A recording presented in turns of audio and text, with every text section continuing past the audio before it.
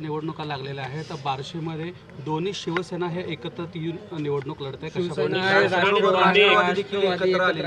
त्यांचं नेतृत्व बार्शीचे आमदार आहेत शिवसेनेला असणार दिलीप सोपल हे करतात. आता आपण पाहतो की भारतीय जनता पक्ष हा जिल्ह्यातला आणि राज्यातला सगळ्यात मजबूत पक्ष आहे आणि अनेक लोक अनेक पक्ष ज्या त्या ठिकाणी अस्तित्वासाठी धडपड करत आहेत. तेव्हा आपले अस्तित्व टिकवण्यासाठी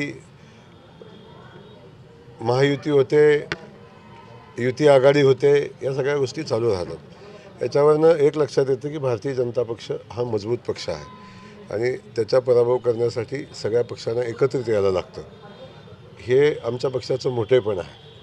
त्यामुळे पुढं काय चालतं आहे, माझं म्हणणं आहे की महायुतीतल्या लोकांनी काही आचारसंहिता ठेवल्या पाहिजेत. महायुतीच्या बाहेर जाऊन काही तडजोडी करताना थोडा विचार केला पाहिजे आणि त्याची आवश्यकता वास्तविक पाहता आहे. भाऊ, स्थानिक लेवलला युतीची घोषणा झाली शिवसेनेची, मात्र संजय राऊत म्हणतात हे अधिकृत नाही आहे.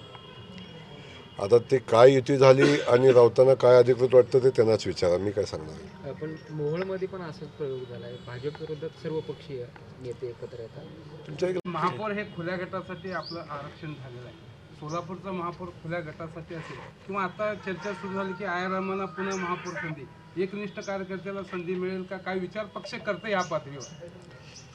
काय झालं आहे, तुम्हा पत्रकार बंधूंना एक असं झालं आहे आयाराम गयाराम.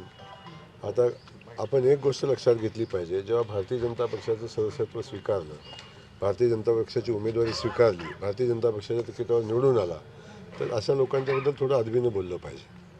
आपण प्रत्येक वेळी आपण अशा पद्धतीची भाषा वापरणं योग्य नाही. तर माझी आपल्याला विनंती आहे की आपण सगळ्यांनी एक भाजप म्हणून आता काम केलं पाहिजे आणि आपण सुद्धा प्रश्न विचारताना थोडंसं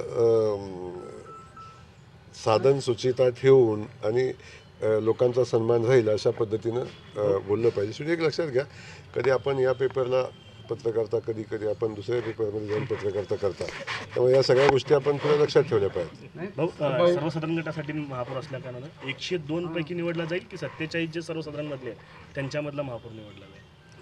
सर्वसाधारण जागेमधनं जे 87 पैकी निवडलं जाईल का किंवा 47 महापौरच्या सर्वसाधारण गटातनं निवडून आलेले त्यांच्यातला सगळं आजच सांगितलं तर मग महापौर निवडीच्या प्रक्रियेला काय अर्थ आहे? बरं भाऊ, एक 3 मतदारसंघ आहेत. 3 मतदारसंघातला कोणत्या मतदारसंघातला महापौर? लोकशाही मराठी ऐका, पहा, जागरूक रहा.